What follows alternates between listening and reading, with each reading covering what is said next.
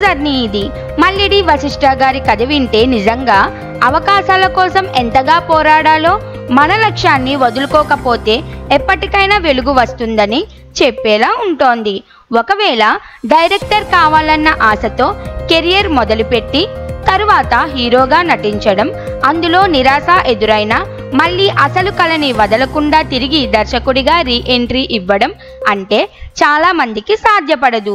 ప్రేమలేఖ రాస సినిమాతో హీరోగా ట్రై చేసిన విషయాన్ని చాలా మందికి తెలియకపోవచ్చు. అంజలితో కలిసి నటించిన ఆ చిత్రం రిలీజ్ అవ్వకపోయినా అది ఒక ప్రయోగం. ఒక స్టెప్ మాత్రమేనని వదిలేసి మళ్ళీ డైరెక్షన్ మీద ఫోకస్ పెట్టడం గొప్ప విషయం.